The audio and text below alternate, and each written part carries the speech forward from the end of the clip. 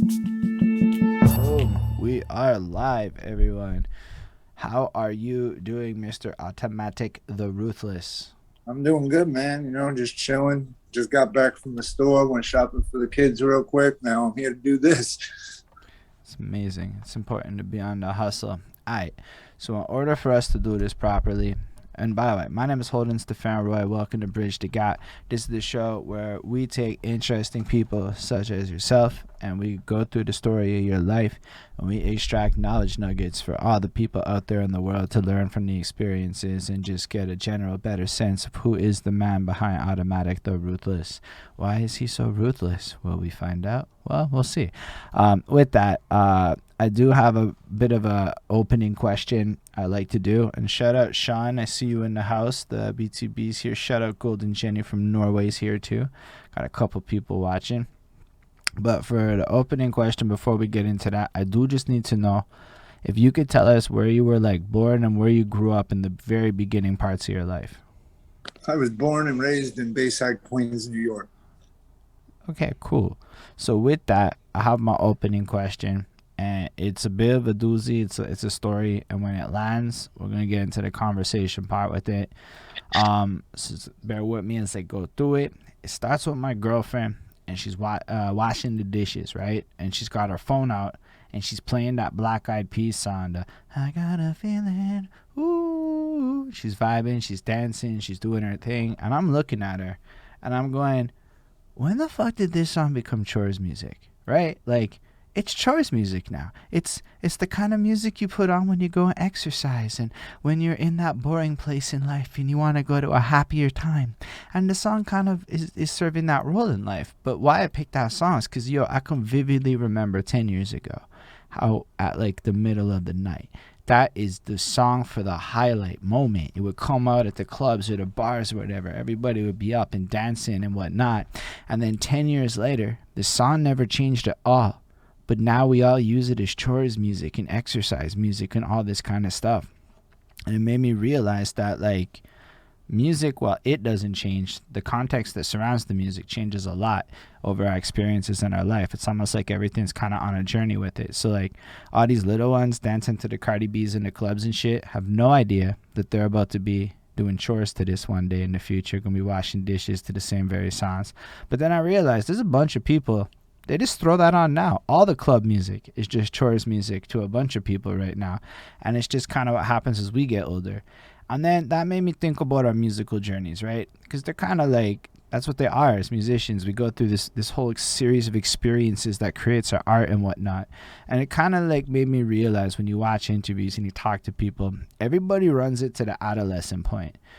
I'm like 12 years old and I discovered this and I got into hip hop there and that. But like, really, our musical journeys are both way bigger than just hip hop. It's all the music we ever heard in our life. And it starts way before when we start caring. It's like from the day we're born. Because even in the hospital, there may have been music playing that you heard, type thing. So, with that, I can remember being like 4 or 5 years old. My dad's got these gray boxes all over, like a tape deck, amplifiers, and radios with these wires going everywhere, all the way out to all these speakers and shit. He'd be busting these Led Zeppelin tapes during the day. At nighttime, it would be club music straight from the clubs of Montreal on the radio to lace us up like that. My mom's was into more like discos and musicals and that whole kind of pop vibe over there. At Christmas time, there was this one tape that we had that was like electronic remixes to Christmas bangers, and that was like present opening music. So it was like the only time we ever heard it.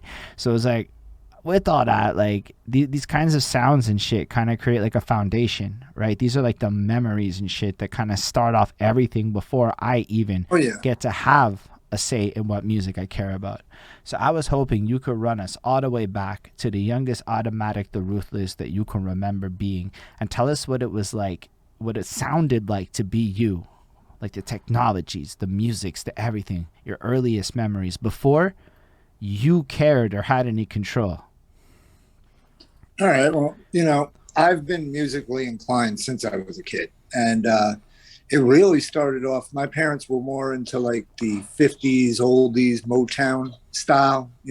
So I grew up on a lot of that. A lot of stuff I like today still. I'd be listening to Frank Sinatra, all that, and that's where it really started off. Like Dion and the Belmonts, Elvis Presley, the Four Platters, you know, like that Motown. I loved the Motown growing up. That's what your parent like, cause your parents were bumping that shit around you. Like that's how you got Yeah, exposed to it.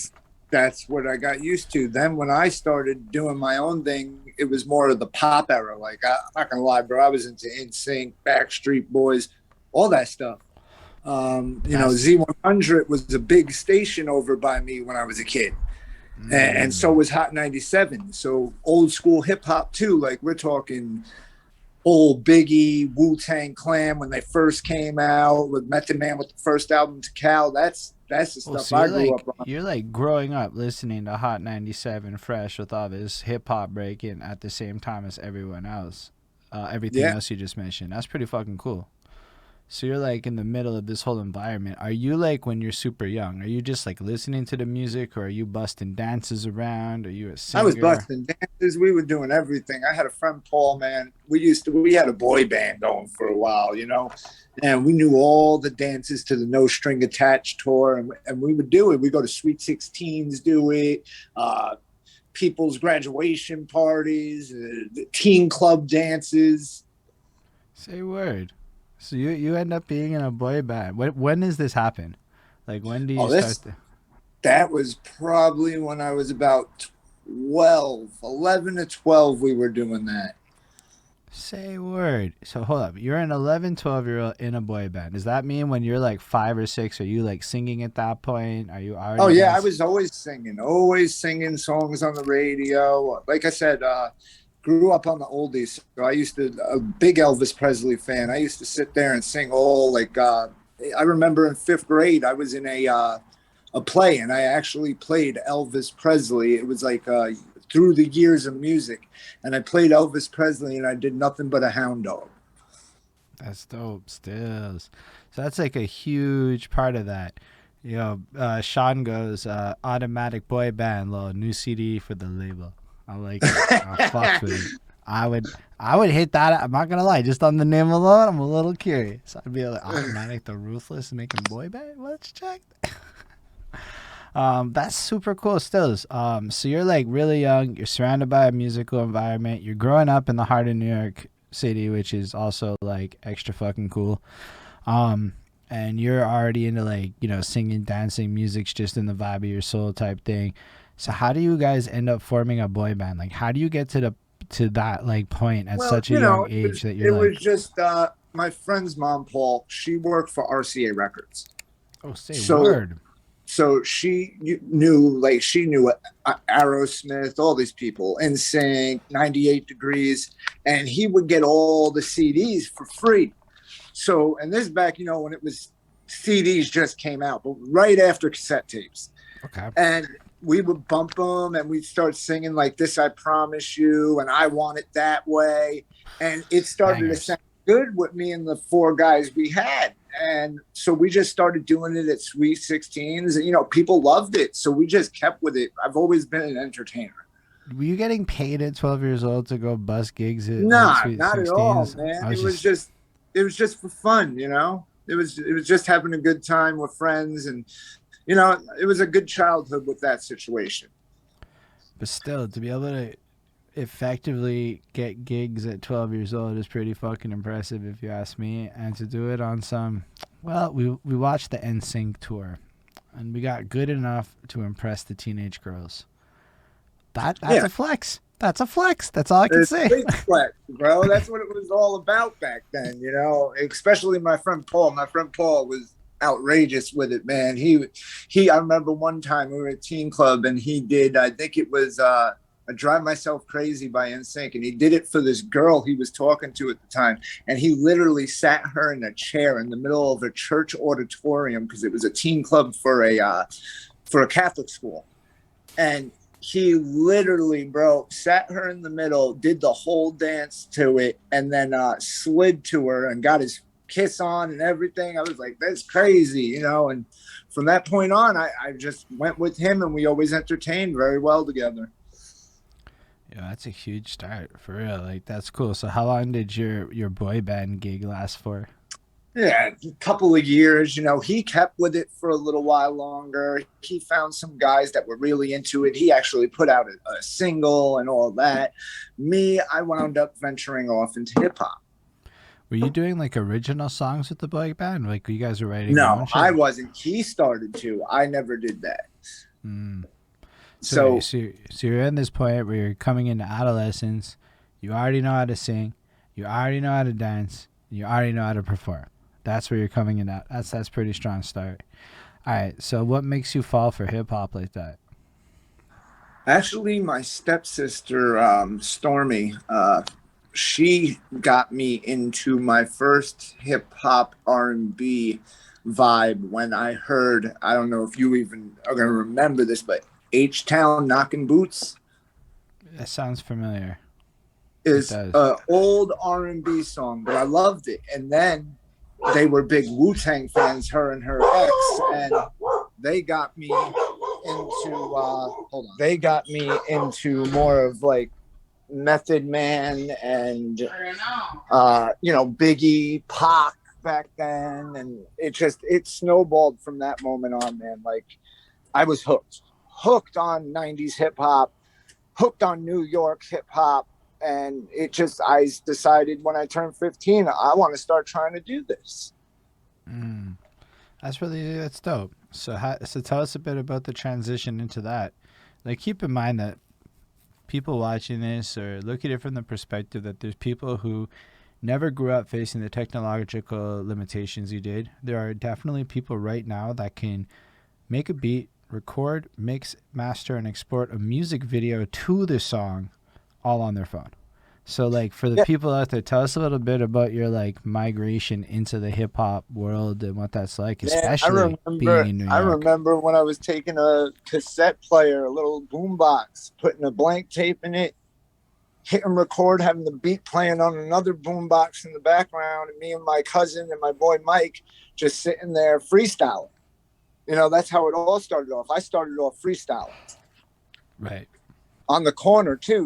We used to sit on the corner of the stoop and have a bunch of people over. Somebody make a beat on the door or something, and everybody just start freestyling. So you're going from that world of like just being off the dome, recording your own little demos at home based on the gear that's available for it. Are you like tell us a bit more about just I guess the vibe of it. Are you just like kind of doing it for fun for a while? Are you like taking it seriously at that point? I did it for fun, honestly, until I really moved to Florida and found out what a recording studio was. In New York, I Mm. didn't know what a recording studio was. I was using Acid Pro, and the quality wasn't up to par. I didn't have no booth, nothing, just an old school tower computer with Sony Acid Pro, and went in and did what we could do. Right. No, that's still innovative. Like it's still important stuff. Like when I was listening to your music before, I was remarking on how in the pocket you were. That's what I had said to you in the chat. I'm like, but that makes a lot of sense, right? Like if you've spent this many years being involved in music from that point, it only makes sense that now you're able to kind of bring forth that level of a mastery on the technique side of things. So like you're basically busting through with the recording. This is all still in high school, right? Like you're still young while you're doing this. I wasn't even in high school yet. Not even in high I school. was in eighth grade, Bro, about to you're go into saying in eighth grade you're worried about it not sounding good because of gear. Bro, in eighth grade most of us don't even have fucking ambition, let alone like fucking gear worries. That's fucking dope stills. So what happens after that? When do you move to Florida? I moved to Florida when I turned 21. I'm 35 now, so I would say I've been here maybe 13, 14 years now.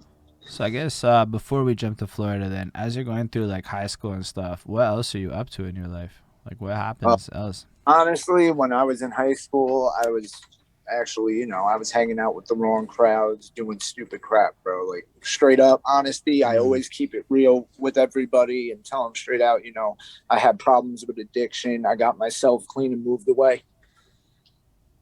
fair enough.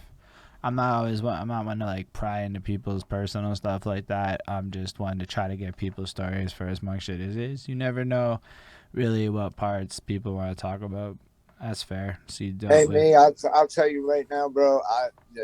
Like, if you listen to my music, you could tell I've come to the point where I want to let that stuff out and let people know they're not alone. That's what I really do this for. I want people to know they're not alone in this world, that have gone through stuff like that and have gone through trials and tribulations that I've gone through. And if one of my songs can touch one person or save somebody's life, I feel I did my job. That's blessed. You definitely hear a lot of that what you described with explicit detail in a few of your tracks where you're describing battling addictions and whatnot. So it's not that like I wasn't surprised by it per se. I just you never know where in the story it comes up. So you're basically running through whatever you're able to freestyle. Let's say life is going in a flowy way that isn't as focused on your current priorities. You deal with the demons a little bit, and then you dip out to Florida, is what I'm understanding. Yeah. And then tell us a little bit about what it's like when you get to Florida. When I got to Florida, I came here. I didn't know nobody, which, is great because you get to start over fresh, bro. You get to reinvent yourself a little. All the people that know you from your past and know what you were, you can kind of put that behind you and start fresh and be the person you know you can be. And that's what it was all about. As soon as I moved here, I found a guy named Raz Zion. He had a studio over here in Port St. Lucie. I went to him right away, talked to him. I started getting in the studio, dropping track after track on Pro Tools, all that. It was great. And he wound up retiring. And then, I wound up going to my other friend who started his own thing, went to Full Sail University, learned everything he has to do. I wound up dropping a mixtape there. And from that point on, I started to notice that, I want to do this on my own. I want to be able to do it on my own where I don't have to pay somebody to do my music. I want to be the one to put my artwork together. I want to be the one to put my music together. And that's where I went from there. So hold up, during that era, tell us a little bit more about like, are you performing? Are you just kind of like? I've performed a couple of times over here at like little club spots and bars. Nothing crazy. I've done the coast to coast mixtapes. I was actually on a coast to coast mixtape at a point. That's dope. Stills. So you're basically running through it. How are you getting beats back then? Back then, I was using SoundClick. Mm. So I literally go to SoundClick, go through a bunch of different producers, pick what beats I like, and just, get in the studio, record them, and drop them and see what can happen. So where did you drop them to at that time? At that time, it was more YouTube, MySpace, we'll say. And so you're running that. You're putting out a bunch of stuff. Are you networking with other people still? It's like, what's the scene like where you're at? Well, maybe about, I would say, about 4 to 5 years ago, I was networking for a little while with some people from a different country. But before that, about 10 years ago, I was part of this thing in Seattle. It was a radio station in Seattle, Washington. And guy I introduced me to was Ron. His name was Ronald McThomas. Really good artist, more R&B flow. But he had this radio show, and I would go on it. I would do interviews. I would even do like little promotions for him, like, "Hey, this is Automatik. Welcome to New Avenues Radio. This is my new track, new exclusive," and stuff like that. And they would play my tracks on rotation.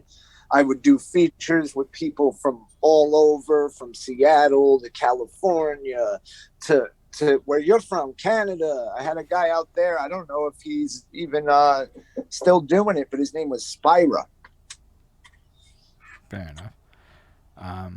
So how are you linking up with these people? Like, how does somebody up in Florida like connecting with everybody back then? I guess Back MySpace. then, it was all virtual, man. We did the virtual thing. It was all through the computer. Right. So you're linking up over social media, linking up with people, and kind of just creating a bunch of songs out there. And so you're like almost in like that very early wave of like the folk who are leveraging the internet for success in this. You're like not like somebody that's new to this. Yeah, exactly, man. It was a lot of I've been through a lot of different people. I've worked with a lot of different people, and some of it didn't work out well. So it's been kind of hard. So, but now that I'm here now with everything I'm doing now with BTB Records, I've never been more excited in my life. It's given me a drive back that I didn't think I had anymore. No, that's a fair point.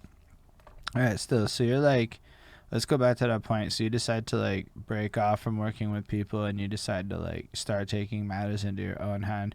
How do you go about learning the different like skills that you need to like figure out this Well, like my thing independent was grind? is honestly, like when I started doing it on my own, wasn't that long ago. It's probably like 2 years ago, and I started with rapchat, which is an app on the phone, and they have beats preloaded into it, and I would just sit there and freestyle over the beats.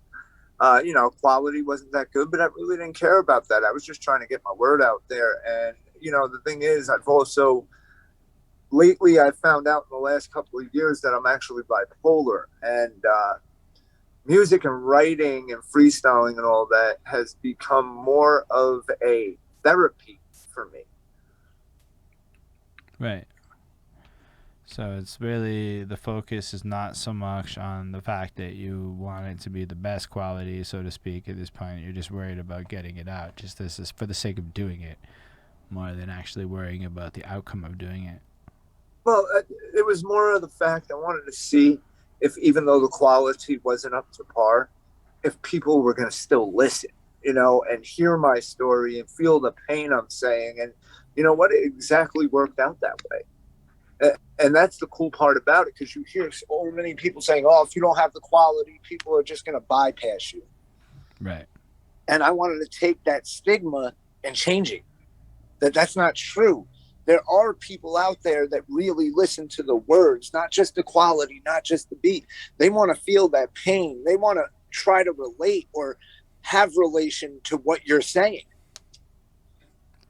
I'm completely on board with that sentiment. I think that's exactly what it is. And so you find that just by putting it out like that, people are more inclined to just connect with you. People were just bypassing the overall nature of any of the hurdles and just fucking with you. But she also made a lot of songs. Yeah, I have a catalog and a half. And you're also like good at it in the sense where one of the things I was listening to about your music was more that, well, like, you didn't necessarily need an engineer to show people you could rap. And Exactly. I had an experience with somebody who shall go unnamed, and in the session we were working on, I realized this was the first time she had ever heard like unmixed vocals. I'm like, oh shit! Imagine not knowing like what you sound like.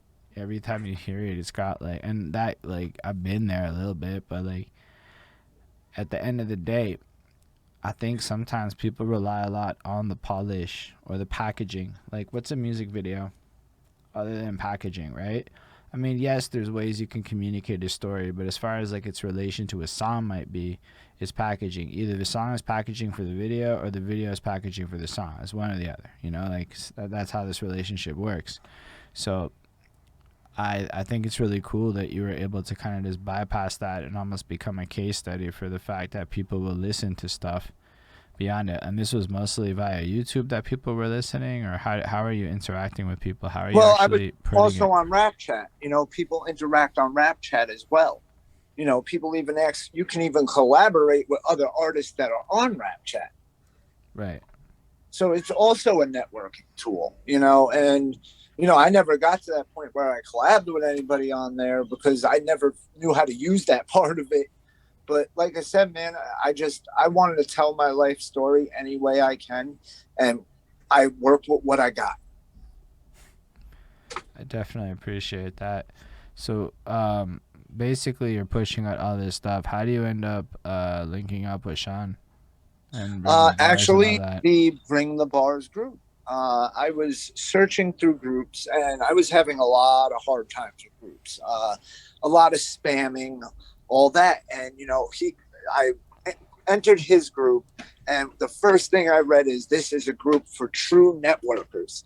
And that meant a lot to me, because it was like, okay, see, this is showing you that he don't want the spamming. He don't want all that. He's not just doing this to make views and all that. He's doing this because the guy's actually got a really good heart, and he wants artists to be able to get out there the way they should be.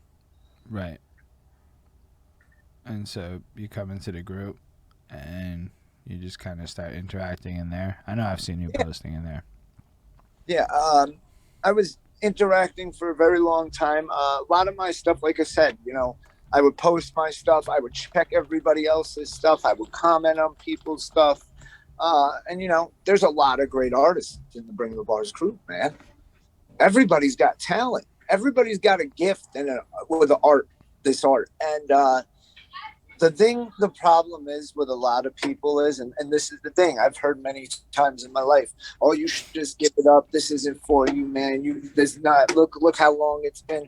But to all them people, man, I never gave up. I kept following my dream, and I'll keep following my dream, because it's my dream. Right. And I'm not gonna hinder it for anybody. This is something I wanted to do with my life. This is something I wanted to be. And it's not even the fact of the money and all that. It's the fact, like I said, of relating to people, making people feel like they're not alone. No, I appreciate that. I mean, a lot of people can be motivated for whatever reasons they're motivated for it, but I appreciate the idea of not letting yourself be discouraged by what other people think. Like, I'm 33, right? So, like, yeah, there's definitely people in my life that are kind of like, oh, you still do this shit, eh? And I'm 35, so I get it. I'm like, yeah, I still smoke weed and fucking rap and live this whole life you think is debaucherous, and you're just waiting for me to go have children and buy a mortgage. Everybody wants me to get a house. Like, the whole world seems to want me to get mortgages in my life. I don't know why that's everyone's obsession, but that's the big one. It's not even kids. It's why Man, don't you have a mortgage yet? it ain't just kids, bro, because I got six. Six Holy kids. shit, you have 6 kids. Yes, and you know what? We do the best we can for them, and yeah, I'm not going to say we're on top. I'm not going to say we're on the bottom. We're middle class, and it's a struggle. It's stressful, especially when you got teenagers, bro. I don't have teenagers. I'm definitely in that other side of life where you don't have kids and you're going, that guy has 6 kids. 6. Yeah, Like, I get it. But you know what, man? I'll tell you one thing. I would not change it for the world. Being a father has been the best thing that has ever happened to me. And uh, sorry, okay, cool. it all takes place because, my father wasn't there, bro. My real dad, my biological father was not there. A lot of my problems, a lot of my choices I've made in life is because of that reason. And as I got older, I started to realize that. And, my kids are my world. I would do anything for my kids. That's why with this thing, man, you listen to a lot of my music. I talk a lot about my family too. My family's number one. My wife and my kids. That's what I'm doing this for now. That's what it's about at this point in my life. I definitely appreciate that. So, like, now that you're like linked up with a Bring the Bars, you've got yourself focused, you're pushing on it, you've elevated to the next level. Like, what are some of the things you foresee yourself doing? Like, I find it interesting because how many times do you talk to somebody who just worked out a deal, they're super happy, and it's 2021 and they're not young? All sorts of interesting factors for a person. So, what are some of the things like you would consider to be like words of advice from Autamatik The Ruthless, who has persevered this long, with regards to how to deal with people, how you can navigate these waters, and like what you should do in your position? Well, I can tell everybody this, man, don't give up. No matter what people tell you, don't give up. If you feel this is for you and you feel you got a talent and you feel God gave you this gift for a reason, don't give up on it. Because the problem is, like I said, a lot of people give up because they're told they're not good enough or they're not going to make it. So they wound up, like you said, going getting a mortgage, having kids, getting a regular 9-to-5 job. Now you can have a regular 9-to-5 job. You can have a kid, but that doesn't mean you have to give up on your dream. You just got to learn how to balance it all out. Mm. Balance is key. How do you balance everything with 6 kids? It's hard, there's a lot of stress involved in it, but what I'll do is like with BTB Records right now. I was signed maybe 3 weeks ago. Me and KC Sean have been working night and day. I've been working night and day. He keeps in contact with me. He's doing all my mix and mastering now because it's under the label. So pretty much I'll record a song, send him the stems. He'll send me back the mix and master product. We'll go through it. And honestly, bro, I'm already almost done with my album within 3.5 weeks. Yeah, it's dope, stills. And so you're gonna drop that album when? Do you think? I'm hoping for September, October time, but we'll see how it works out. We got a lot of people under the label. We got to make sure nothing goes over anybody else's premieres. Mm, that's that label stuff where, unfortunately, labeling works. And I think it's interesting because nobody I talk to is on a label actively. As in, everybody's either mad independent by choice or because they don't want to be but they can't figure it out. Both those things are true.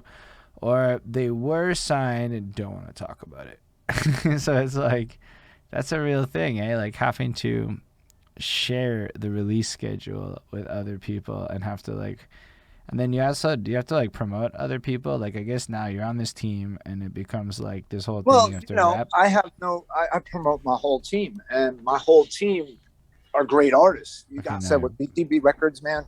I feel like it's more of a family than a label. right.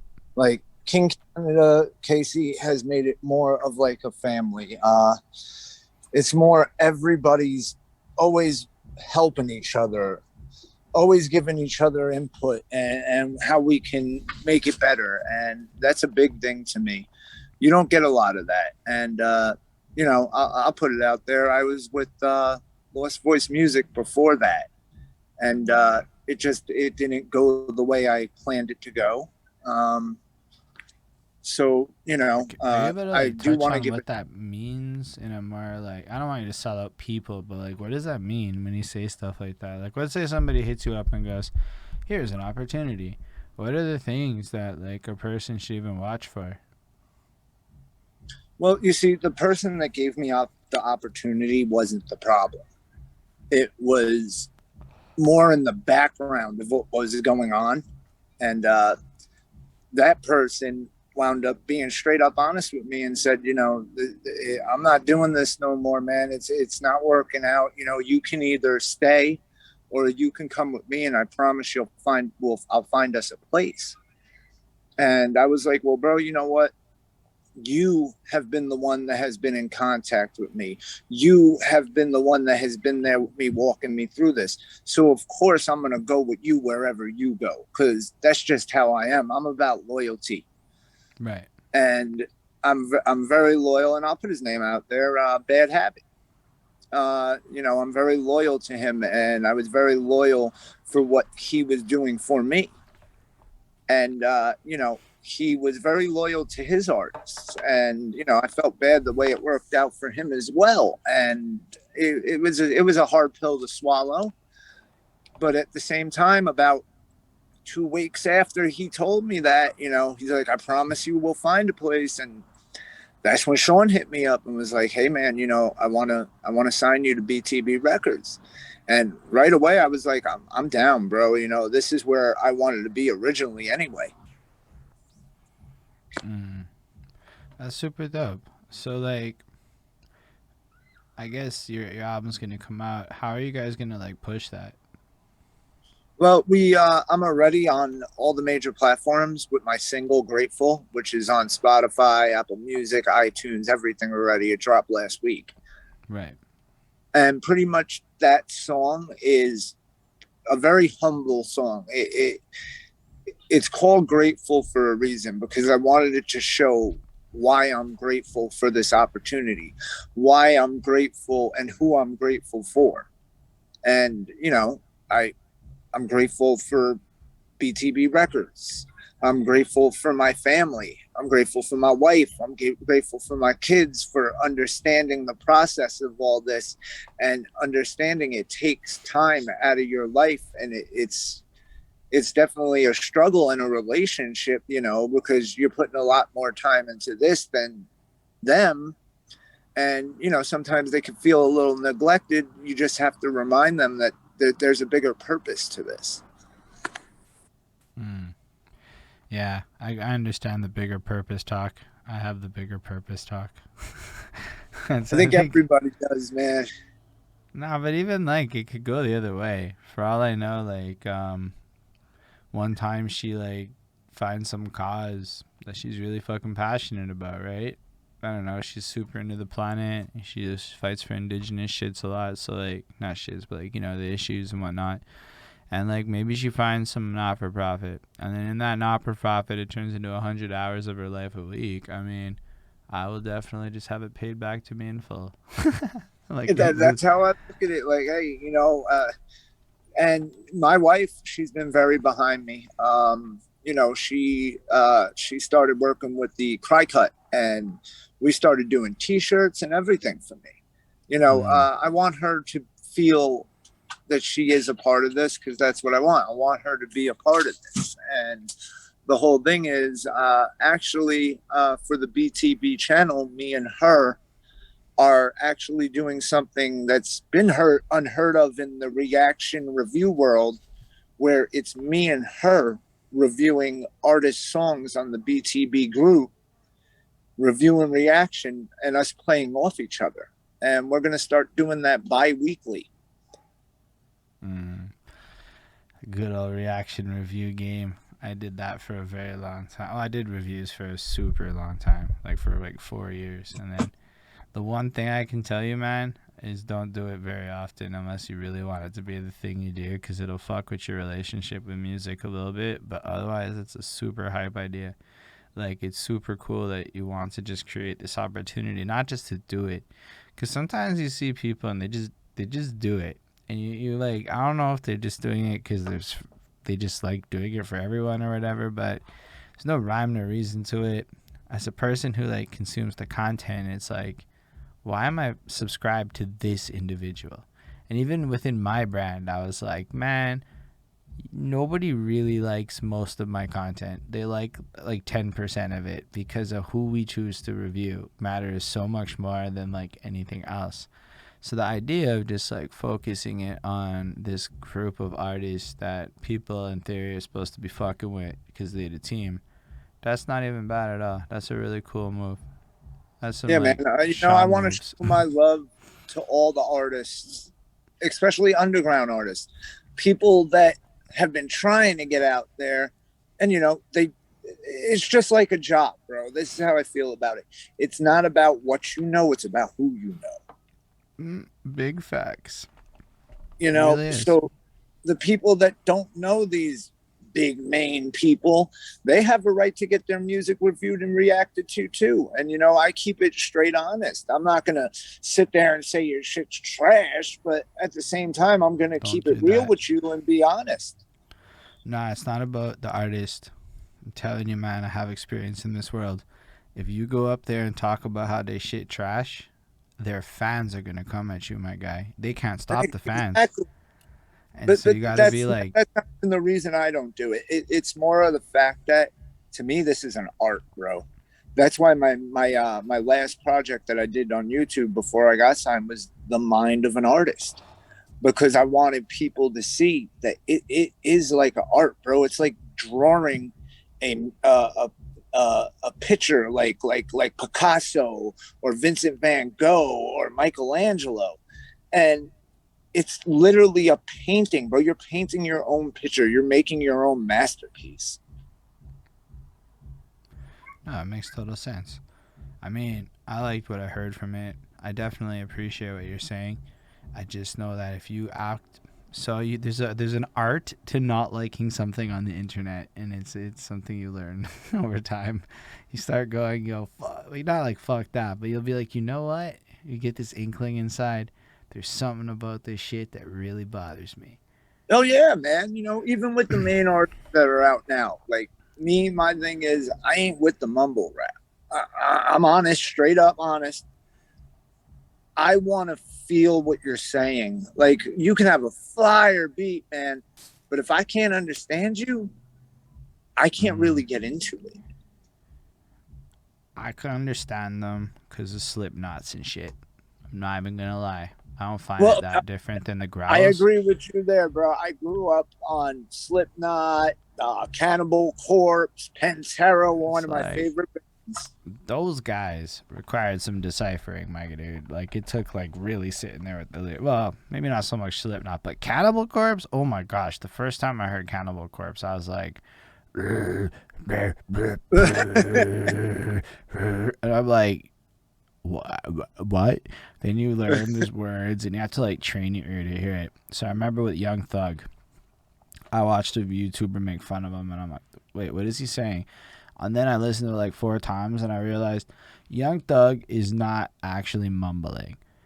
Young Thug speaks with a southern tang that's like messed around and distorted. So to northern people, it sounds like mumbling, but it's And maybe actually that's what it is, bro, southern because I'm as a fuck. northern And person. this was some shit, to be fair. I thought this up in this year when I was really thinking about it. And I realized with him in particular, he's just like, they're not northern. Have you ever done like customer service talking to people in the South? Yes, and I agree with you on that. So it's Like like, I've I've been, you go to Georgia, and it's a totally different Louisiana. Let's say forget Georgia, Louisiana. You talk to somebody, bro. Half the time you can't even understand what they're saying, but because you really have to listen because it's their accent is so strong. hmm, that's serious. And I mean it like that just because like I thought a lot about the mumbling, and I'm like listening to like Lil Uzi Vert, and I'm like learning the dude's words, and I'm like, no, he's very clearly saying those words, and he's actually like fast. He's way faster than people. Like he's technically more proficient than I think a lot of people. Sometimes I back up Lil Yachty. It's a harder sell, but he's really into melody in a way Yeah, where. But see I that also I like I grew up listening to like emo rock, so hearing a bunch of rappers wailing with auto tune just reminds me of being 15. As much as listening to like hard hitting hip hop it's like they both do. They're just different sides of being oh, 15 for me. one of my favorite bands was My Chemical Romance. They're incredible, my guy. They're one of the greatest things to ever happen to music. Whiny as can be, but I love it. Um, I still listen to Skindred. yeah, I saw Skindred live one time. They stole the I show seen from them. Disturbed. I seen them live at Bake Sale 2 years in a row. But yeah, they opened for Disturbed, and they stole the show. Like literally, by the time Disturbed came out, nobody wanted to move no more because Skindred just fucking wrecked. I will never forget this. They tried to make like everybody jump, and this one little girl refused to jump, so they stopped the show, pointed at the girl, and waited until she jumped.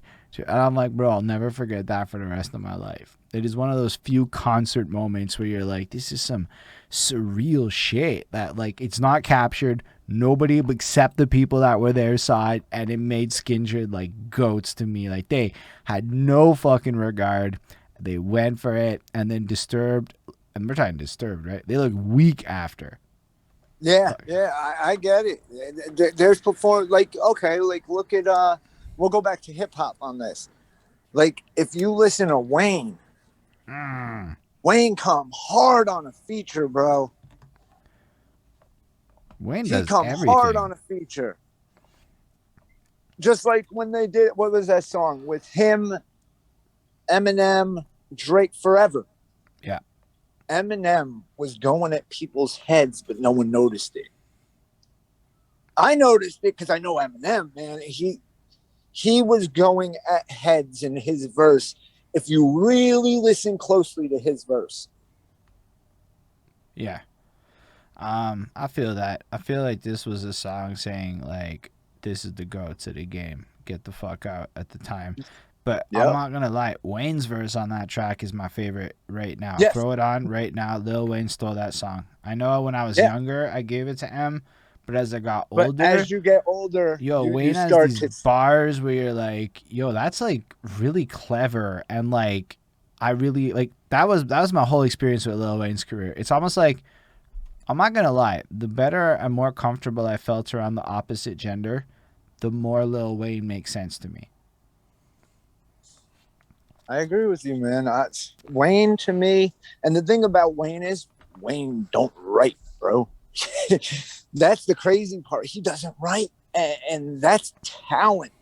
When you could just hop in a booth, like I watched a DVD special on him. I used to get these bootleg DVDs in New York, and I watched this special, bro, and it was him in the booth, and you would see how he creates a song, bro. He'll spit, spit, spit. He'll be like, "All right, stop." He'll listen to it and then jump back into it. That's Yeah, that's crazy. actually smart. Like, that's talented as hell. Because you think about it, yeah, writing is a great, great thing. But if you ever notice when you write, sometimes it will feel like you're reading off a page. Um, I don't know. I have this very particular way with writing, where since like I'm young, I would just write the first line, rap it, and almost freestyle the next line until I like it. Write that down, repeat the process. So every time I write the next line, and this would take forever with really long verses, but I would rap like the whole verse or punch in halfway through the verse and rap it until I got like the next line out. So in my experience, it hadn't happened, but I also don't know if that's what other people do. I've heard a whole bunch of ways people write, but I got really I got one fascinated. guy I know down here, bro. The way he writes, I used to be like, how do you even do that? Like, he would literally write a bar, then write another bar, but in a different area of the page. And then he would cut them up, bro, like a serial killer, and paste everything together. That's Never serious. seen anything like that in my life. I mean, it makes kind of sense. I know one dude, one time I was hanging out with somebody and they're like, let's do a writing exercise. So I've tried that a couple of times just for fun. We basically listen to a beat, and what you don't do is you don't write bars, you write down words. Just whatever words come to your mind as the beat plays. And then you compare notes with the next guy. And you're like, I think I've done this with Chris Chrome at least once. But you do this, and then it almost like tells you what the song's about because it's whatever you guys all wrote down. And in a lot of what's fucking weird is every time I've done this, like a good chunk of the list has like been similar, and half the time you can just more or less just morph that list into the bars in order, and it'll just Yeah, somehow make that's sense. that's a cool way to do it, man. You know, it's all, and that's what I'm talking about. Is it's like an art, bro. It really is art. It's just Big facts. you have a pencil, but you're not drawing a picture. Your lyrics are the picture. Yeah, I'm into that a lot. Do you read a lot? I do read a lot. Okay, I cool. read more of autobiographies. I'm a big wrestling fan. Big wrestling. I picked up on that. You have a lot of wrestling bars. Big wrestling fan, bro. So I've read, The Rock's book. I've read Stone Cold's book. I've read Jake the Snake's book. I actually am in the middle of right now of reading The Young Bucks Killing the Business. Mm. I've read LL Cool J's book. I've read countless hours of reading on artists and movie stars and TV stars. Yeah, that's a good hobby. I'm not even hating that hobby a little bit. I like to study successful people. I mean, I like to talk to people that are creative professionals of varying degrees of success and hear the story of their life 3 to 4 times a week. That's one of my current hobbies right now. We're doing that right now. But also the books. No, I read Gucci Mane's book recently. You know what I thought was super interesting in that book that I thought was a huge takeaway. Um, he Well, ran into he made a big transformation of his life, bro, with his health and stuff. Even he was talking about. that was jail, but prior to that, what I thought was like, well, jail does a lot to you, right? You clean up. He got out. He became sober. Was like, I'm gonna do it different. But the bigger takeaway for me is when he was still in the game early on, Jeezy beef type shit.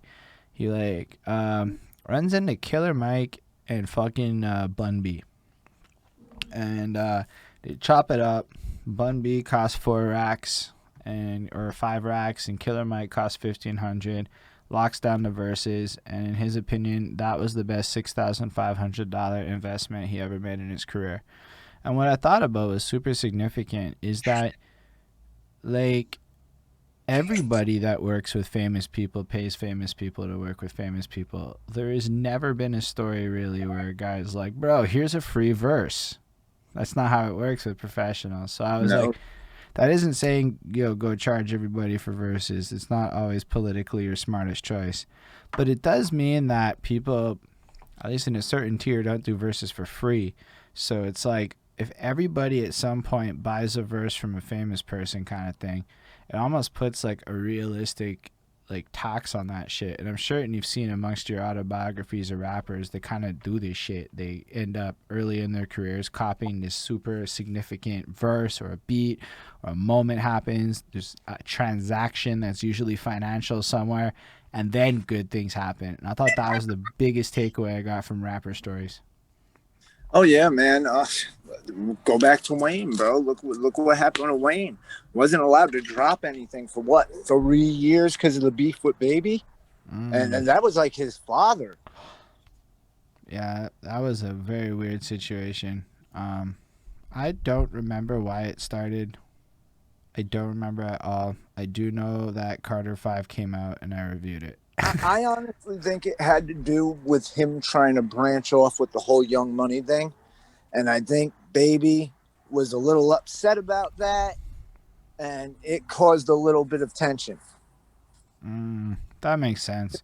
Because if you think about it, he sees everything he's taught him, he's taken now, and he's got Drake was Lil Wayne, was Wayne's Wayne. Yeah. You get what I'm saying? And come with the Nicki. And then if you look at that era, those three dominated everything. Yeah. And they're all signed to Young Money, not Cash Money. Nicki Minaj went to my high school. Say a fucking word. You went to high school with Nicki Minaj? We went to Bayside High School. Did you go at the same time? I didn't know her, but she went to Bayside High School. Yeah, that's cool. Yeah, because she was in Jamaica, Queens, and she traveled to Bayside because back then Jamaica was so overpopulated. They started sending people to Bayside. Right. Like 50 Cent and Ja Rule went to my middle school. Their names are on a graduation plaque in my school. That is one of the funniest things somebody has actually said. Think about that. 50 Cent and Ja Rule are on a plaque in a high school commemorated together. That's funny. That's where their beef started. I mean, they never liked each other since MS 172. Fair, but it's still a little funny to me. I mean, the beef is legitimately one of the most... Like, it's currently evolved into one of the most hilarious rap beefs in the world. Hands Back down, in the days, a little scarier. In the current times, it's a little more 50 Cent buying Ja Rule tickets. So it's like, bro, you're not... It's funny because, like, even in your trolling, you're giving him money, and it makes it even funnier. Like...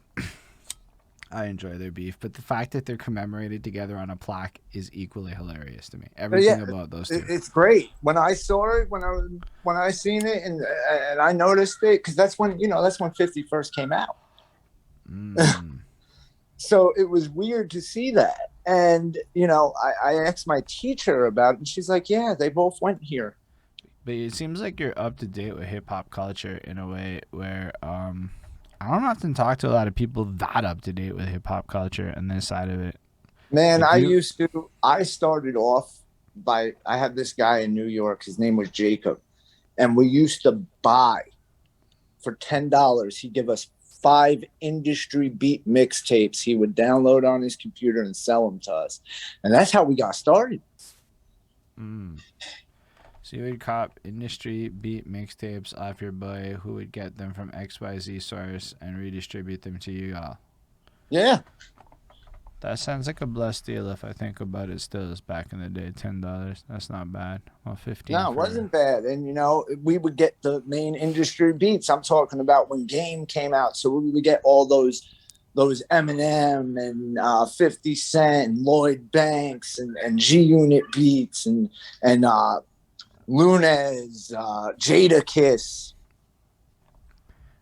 That's fair. So you were rapping on the industry beats back then, and you read a lot of books now, which is really powerful as a tool because you study the way people have success. In general, I find the way that you've managed to navigate through it without having to worry too much about the overall quality is a truly fascinating aspect of it, especially since you read all these books and whatnot, and then still proceeded to pursue it like that. Do you find like rapchat or these apps are actually worth pursuing? Like, there's a bunch of them. Honestly, rapchat was one of the best things that's ever happened to me. That's me keeping it real, because rapchat's what started all this for me with BTB. You know, all my stuff was done on rapchat, and you know, it wasn't even. I didn't have a mic. I didn't have headphones, because with the headphones, that's the one thing I can say about these apps. When you plug non-studio headphones into them, like a pair of, let's say a pair of iPhone headphones, it's off beat when you rap, like throws it totally off. So I got to the point where I just started to turn my phone all the way down, where you would just hear the, and then I'd rap over that. And then, so you basically couldn't even really hear the beats. No, not really. So, you know, because you didn't want to pick up too much backup noise. And that's how I looked at it. I knew I didn't want to pick up too much backup of the beat coming through the phone with the vibration and everything, because then it's really going to throw it off. Right. Still, you learn how to like fucking record at home and put the time in and check it all out. And then there's the social media elements to it. Is that something you would go back to, like pursue these different kinds of apps again? I would, for like mixtapes and stuff, not for something I was going to put on Spotify or anything, because like I said, I wouldn't want to put that on Spotify. I feel that should be more used. Like, let's say you're just going to drop, you know, some free mixtapes for people just to listen to you. That's where I would use that. And I would still use that to this day for free mixtapes. I know one started in Quebec, like this hit story or something. So like people around here definitely started one of the competitor ads to this one. I know I downloaded rapchat at one point. I record with BandLab and I love it. And that's a internet site. There's no, you can get an app for it and everything, but all you got to do is type in bandlab.com, pulls up the thing, you create an account, go to create and create your song. That's how I just did my whole album on BandLab. I think it was like, was it Sean who was telling me about that in his interview? I know I've heard about that before, so I know what it is. And I'm like, that's fucking crazy still. Like somebody was just telling me they don't have access to a DAW and they were sad because I was using my DAW. And I'm like, well, now I'm going to add that to the list of stuff. Honestly, there must be like a way to get all these things together and create a how to make music if you broke guide. Or not broke per se, but I would love to put a book out about that because I got a lot of ways. Tell us some of them. I mean, for you, it might not feel like whatever, but for a lot of people, hearing your innovative hacks are actually valuable. The innovative hacks are the apps, man. Honestly, those apps aren't a bad thing if you know how to run them. You know, there's a mixing and mastering tool inside rapchat after you're done recording where you can mix it and master it, but not to the extent like if you had a DAW. Right. More of like you can enhance or add. But the thing about rapchat, and this is the thing that I tell people to be most worried about, you can't cut in. Like you can't spit and then jump in and spit again. You got to go straight through. That means if you got a chorus, you doing your chorus every single time. Yep. Oh, that must be weird. Can you do ad-libs? Because it sounded like you had ad-libs on a few of those, or backs. I cannot really do ad-libs well. I try. No, I meant like logistically. Oh, yeah. Logistically, you can because you could do highlights, I would say more. What's a highlight? Well, highlights like the last part of the bar where you dub it up. Right. Like, We and call I've those learned over backs. the years, now that dubbing the whole verse is not the way to go anymore. I used to do like 5 or 6 dubs. Now I've had many people come to me saying that's not what it's about, man, no more. People don't do that no more. You know, Not for they do real. their main and then a highlight. That's it. And on the hook, they do one dub and a highlight. So that's what I started doing, and it's coming out 10 times better. Yeah, I'm more on that pace too. I do like the main, and then I call whatever you're calling highlights backs because they're like backtracks. I don't know. That's how it got taught to me. Doubles is another word for it because you're doubling parts of the song. And then I do ad libs because I got really into ad libs. Ad libs to me is like say the dumbest shit ever in response to yourself. I know it sounds Yeah, weird, yeah. but like, Listen, I've been in the studio and I've come out of the booth after doing an ad lib or a dub, and it's only half the bar. So when you're in there, the only thing they're hearing is half that bar. So you come out and everybody's laughing, and you're like, "Yo, what you laughing about?" And they're like, "Yo, just listen to how funny this sounds," and they'll replay it, and you'll start dying, bro, because you'll be like, "Wow, man, if the other part wasn't there, this would sound hilarious." yeah, it's good times though. I mean, the whole music make. My girlfriend was recording a track and had her first fuck moment when the last line got missed. And I was like, oh, that's your first one. You're going to have a lot of those in your life. And they're Right? like, I remember being in the studio, like when I first started, man, when I first started working in a real studio.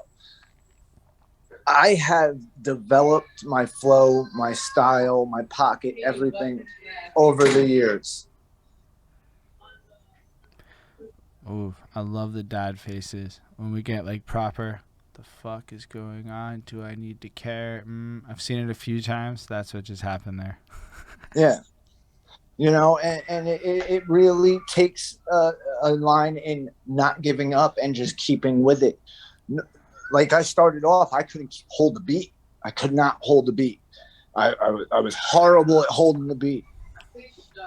And then, you know, over the years, I learned to do it. I learned to perfect it in a way where I knew what I was doing. It's just like school, bro. You're learning. It's all learning curve. I think you're one of the first people I've ever heard describe learning to rap like school, but it is like school because it's also got boring parts. There's fun There are boring parts. parts. Yeah, no, I'm not a fan of redoing it. When you're on take 37 or some shit because you're just not, bro, I've been livid. Like, fuck my life. I'm the worst rapper in history. I don't ever want to do this again. Levels of fucking. Then you gotta know. Then you're staring at it and you're like, you know what? The next day comes.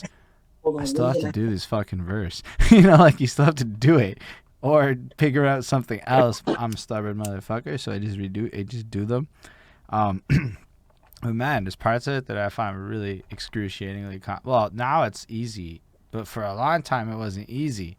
And No, when it it wasn't. wasn't easy, oh my fucking god, I felt like it was the hardest. I mean, there's still parts of it that are hard, but in general, I find it way simpler. Or I care Yeah, less about things that I would have cared about. Either way, yeah, I'm running it. exactly. You know, you just got to run it, and you know, what comes of it comes of it. Now you don't know, man. You could put something out and it could go nowhere, but you could put something out, bro, and it could be that one hit.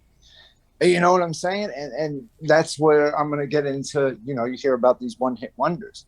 Yeah, they were one hit wonders. People make fun of one hit wonders, but how can you really make fun of somebody that made it, bro? Even though it was one hit, it was still one hit. Do people really make fun of one hit wonders? I mean, I feel Yeah. like the term is Look kind how of many goofy. people make fun of Vanilla Ice, bro. I don't think they're making fun of him because he's a one-hit wonder. I think they're making fun of him because if you watch that music video, it's very easy to come to reasons why you want to make fun of him.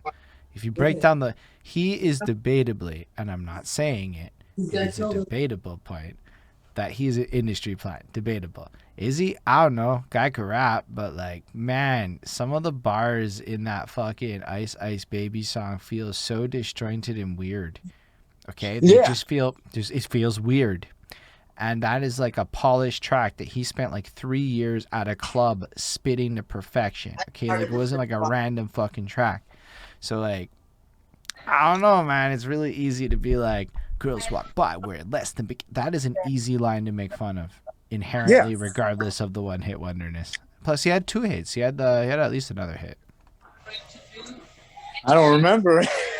Play that funky music, white boy. Like he took that shit and like fucking turned it into. Anyway, maybe it wasn't as big a hit, but listen, I'm not a Vanilla Ice hater. I think there's brilliance in how comedically ridiculous he is. Oh, neither am I. Like, I loved it. I grew up on it. You know what I'm saying? Like, I grew up on that. I grew up on one of my favorite songs. You know, a lot of people, because it's a Christmas song, but Christmas in Hollis by Run DMC. That's just, there's not even a lot of Christmas rap songs, so it's dope that you brought that up. Yeah, and it was Christmas in Hollis. It's about Christmas in the hood of Queens, where I'm from. So it definitely resonated. Oh, hold on. All right. Yeah, there you go. I had to plug my charger in. It definitely resonated with me in that sense. Just like, you know, a lot of my favorite artists are from Queens because that's what I grew up listening to. Like, rest in peace, Havoc from Mobb Deep. I love Mobb Deep. I like Mobb Deep a lot too. We just had a comment in response to the one hit wonder thing you said. This is from Lindell Williams. He says, if your one hit wonder is a blunder, as in you made a mistake and it isn't like you tried to be that, you just accidentally became a one hit wonder on some dumb shit, that's kind of when people make fun of you. Yes. I think that's fair. That's actually kind of, if you like if you were like, I'm the world's most serious artist and you got number one, like, because they laughed at you, or you're like the hamster dance. Like the hamster dance was a number one hit in Canada for 6 weeks. For 6 weeks, my country's number one hit was the hamster dance. Right? Like, well, that's like, what's it over here? Crazy Frog in America was like the number one. I mean, okay, I say that because I put Crazy Frog on the other day and I went down a Crazy Frog rabbit hole in 2021 and I'm like, you know what? This holds the fuck up. I'm down. I'm in. I'm sold on Crazy Frog now, and they still release music to this day. But you're right, they were kind of a niche thing too. Just like what's the was it Eiffel 65 with that blue song? Yeah, that was an accident. That's another one. Yeah, that's an amazing song. I was 12 or so when that came out. That is a great track. I love that song. I used to dance to it as a kid. You know, it was catchy. Oh, one more question about dance that I forgot that came in earlier. Do you incorporate dance into what you do now? Because you got that background. I have not tried to do that since I did the boy band thing. I don't know, with my height and my age at this point, if I could still bust a move. But you can bust like a halfway move, you know, like a little on rhythm, a little groove, a little move around, you know. Yeah, you know, what we call it is the New York bop. You know, a little bop to it. My girlfriend's saying you should do it with your teenagers. Oh shit, do you make TikToks with your teenagers? No, I do not. My teenagers do. They be putting me in their videos sometimes, just make fun of me, but that's about it. Bro, run that. Get them to open you a TikTok and get them to make fun of you. Bro, done. Now that you're going to be on DistroKid, you're on TikTok. Or whatever you guys use. So your song's on TikTok now. So now what you do is you get your kids to make fun of you for half of them, and then you drop music for the other half of them. Done. You're That's a not a sensation. bad idea, actually. Well, I'm like, I don't have access to teenagers, bro. If I had access to teenagers, I'd be famous on TikTok right now because I'd let them make all the decisions. I'd be like, I'll just do it. I'm cool. I'll do the dumb shit. I gotta do that dance. Okay, let's do it. You tell me, little 14-year-old, how to approach this TikTok landscape. Yeah, because we don't know.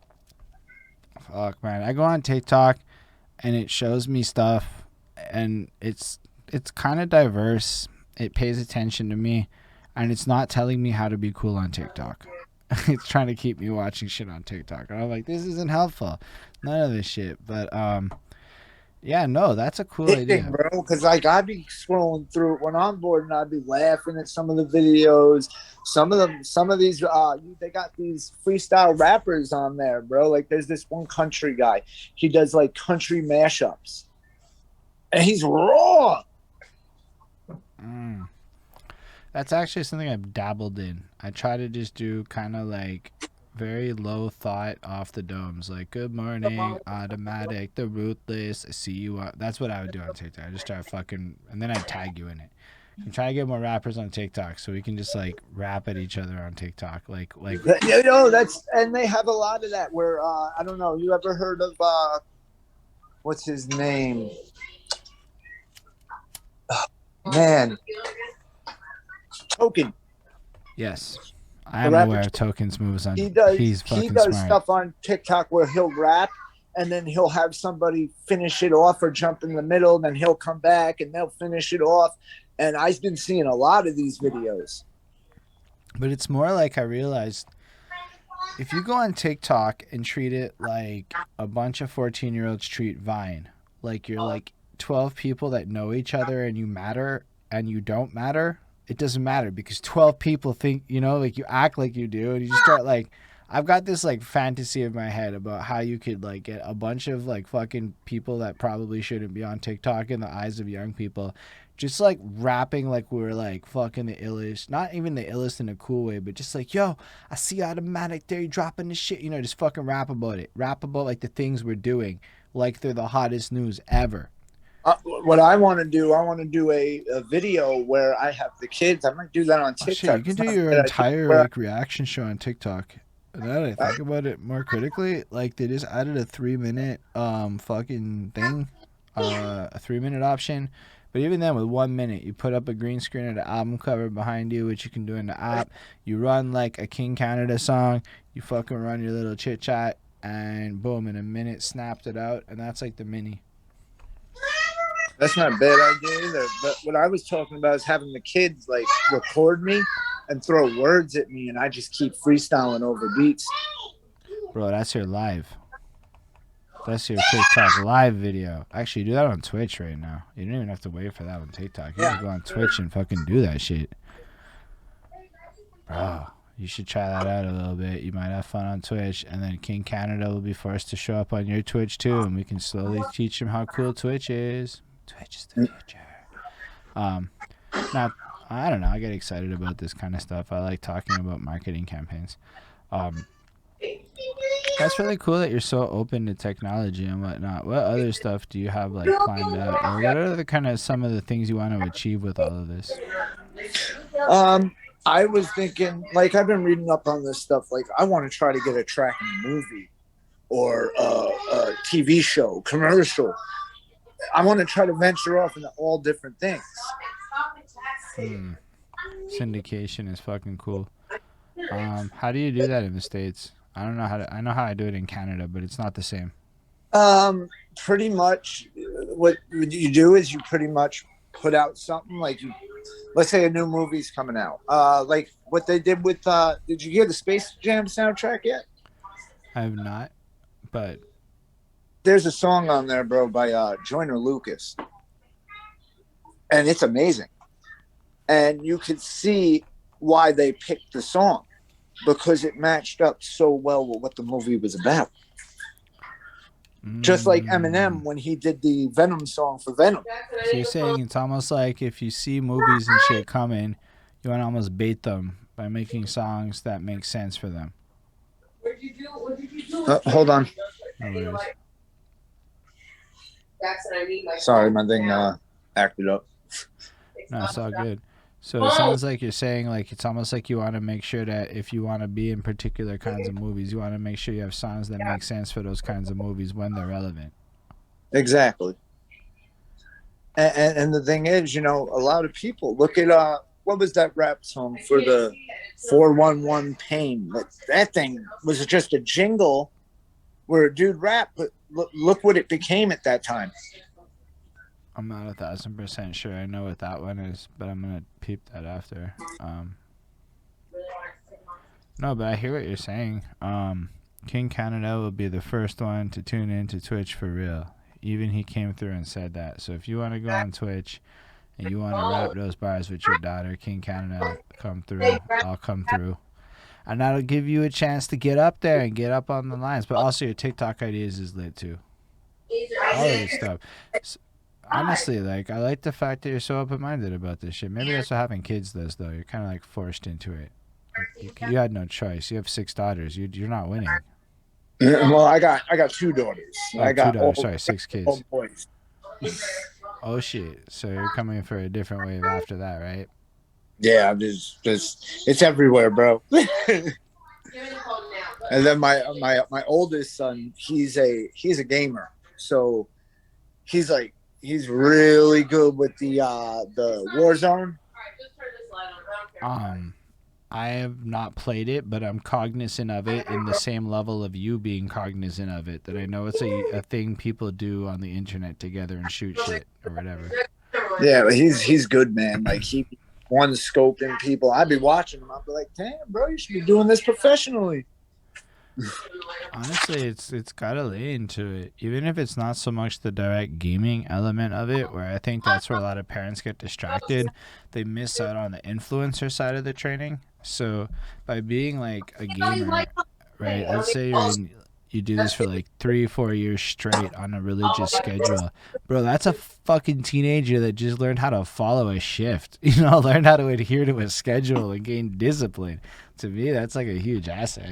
Like, it's just a matter of like seeing the other sides that come with it. But yeah, no, that's really dope that you encourage that, for real. It's like you're trying to run from everything.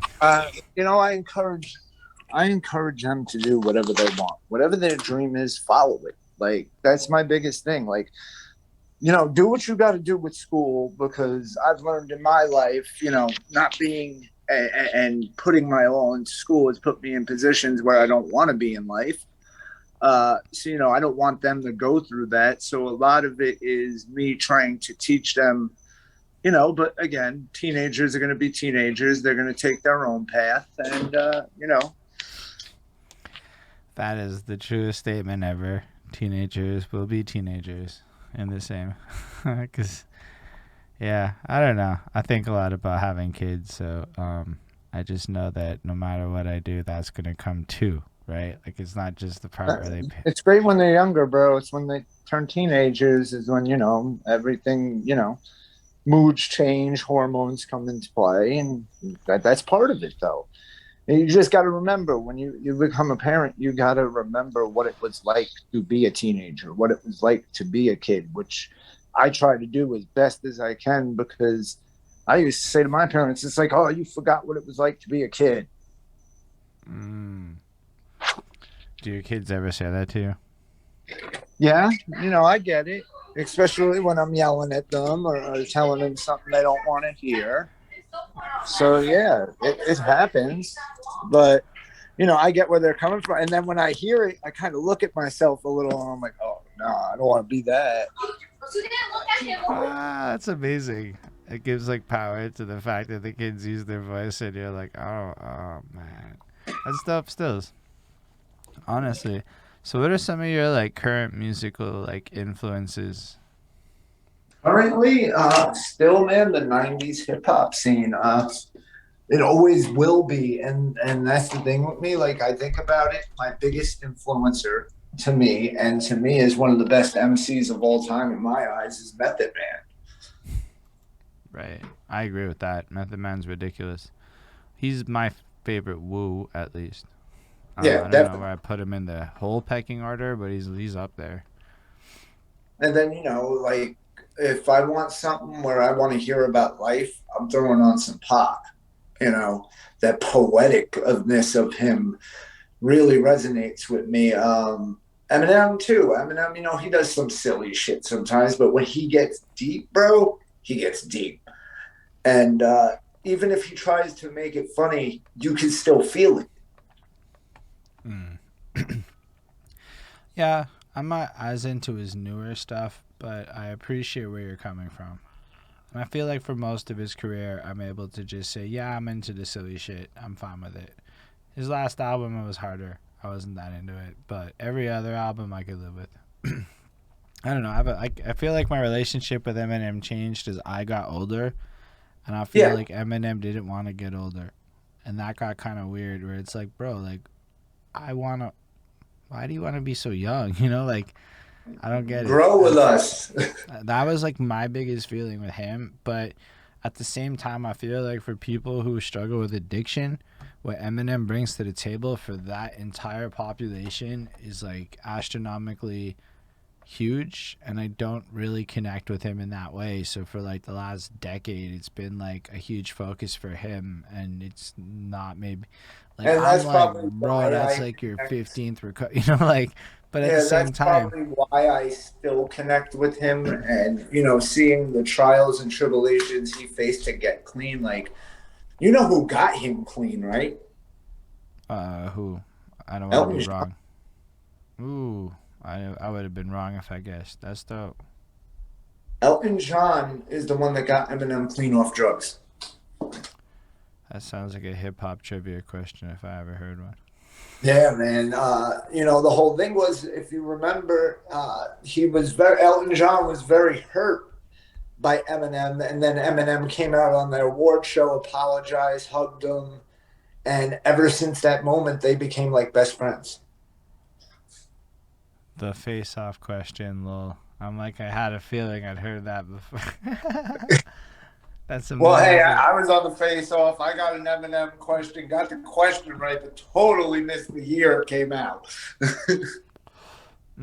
I watched that shit. I just know I was yelling at the fucking YouTube, and I'll take on Chronos any day of the week. Game on, let's get it. Any day of the week, I'm not presently streaming any of my free days of the week. But I was like yelling at the fucking thing. I was very enamored with the vibe. Talk to KC, get on season 2. Yeah, I did. I brought it up because he was in the chat. That's half the reason I said that. But like, nah, for real, that sounds like super fun. I'm like, listen, I'll go find other people. We'll bring in some people from my side of the coin, and we'll see who can hip hop trivia better. I don't really know. I don't know who can be like hip hop triviaing really well. I have a few contenders, but then like he be dropping new ones too, right? So we got to be talking like a spectrum of knowledge of hip hop spanning like 4 fucking decades, because y'all be dropping like cool herp questions as fucking much as Rick Ross questions. So it wasn't like, little deals, It was all over the place. I really was into this. But it's alright. Chronos is cool. I fucks with Chronos. I fucks with all of the vibe of it. And you're gonna start your own reaction show with them. Are there other shows and things like that you would want to launch in a perfect world?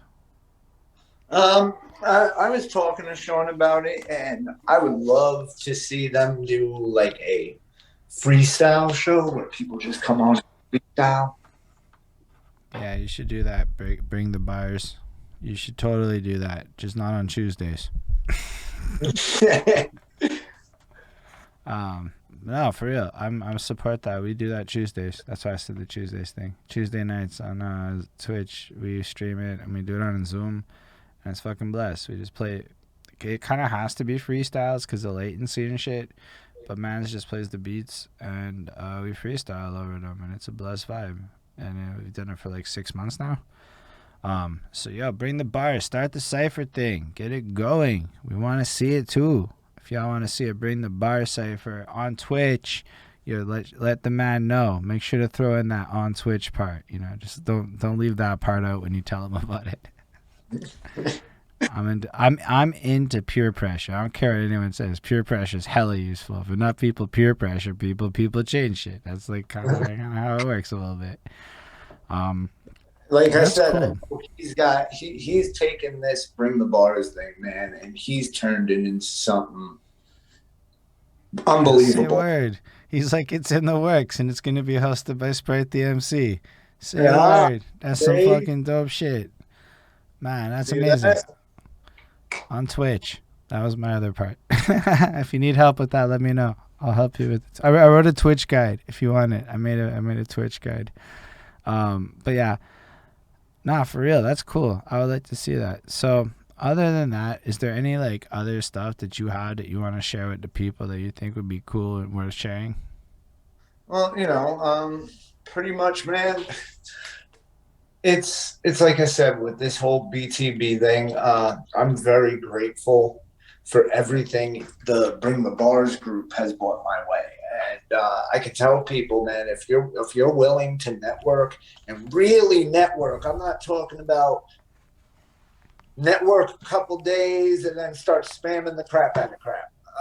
Really network. It's a place to be noticed. Yeah, it definitely.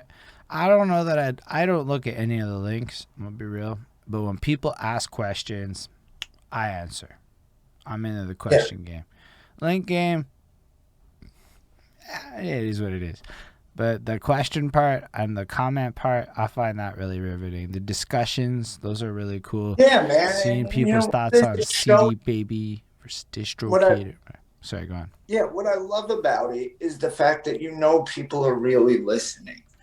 And people are really coming together from all over the place to do what we love, music. I like it too. I mean, I like to watch the group. I participate in some chats. Apparently, I was in the top 10 interactors a couple of weeks. I'm like, there's no fucking way this week. I barely commented at all. But like, I guess the week's young. I don't know. I like the whole system of it. But I fucks with your energy, Autamatik The Ruthless. I look forward to seeing the kind of new music you're coming with. Are you guys going to be doing videos? Is that in your repertoire? We are. I am actually working on setting up the Grateful video as we speak. I've been writing down ideas for it. When it comes out, it is going to be an amazing video.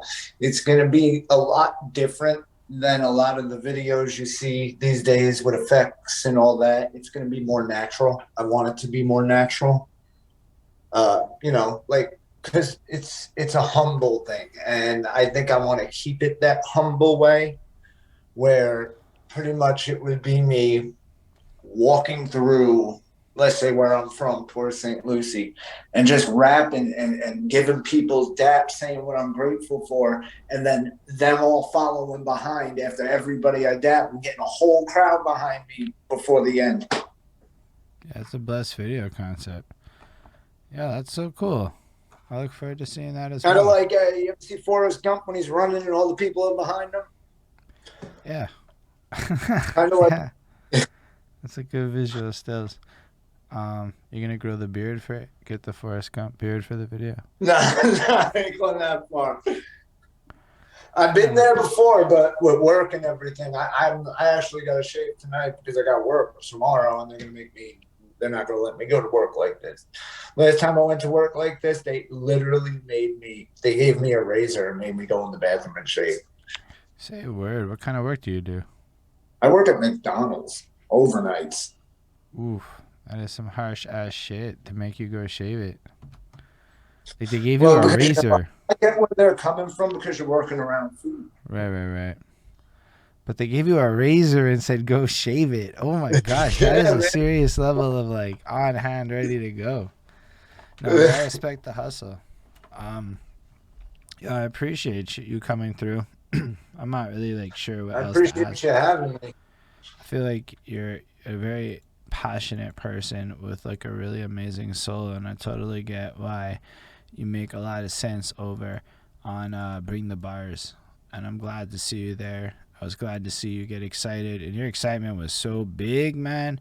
Very big excitement when you got signed. Like just the humility in it, watching you, just like your appreciation for shit. It's really natural, so it really just comes through beyond just what you're saying here. I guess I've seen it in just your character, so it's really cool to like talk to you and get to know you a bit better like that. Yeah, definitely, man. Thank you.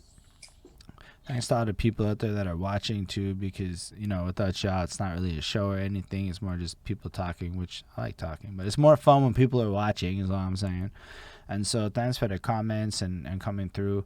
Thank you all the people in the future that are going to watch this, because that's also important. You might not have been here now, but you still matter, person over there. So like, follow, subscribe, please, and all that good shit, depending on your platform and all that fun stuff.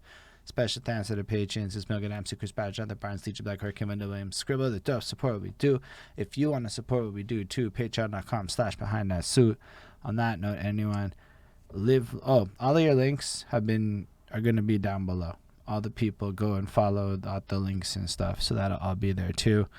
And thank you again, Autamatik The Ruthless. And, live long and prosper, everyone. Yes. And then I appreciate you having me, Holden. I had a great time on the show, man. I'm glad to have you there. Imagine if your girlfriend gave you a razor and told you to go manscape. That is the comment we're leaving on.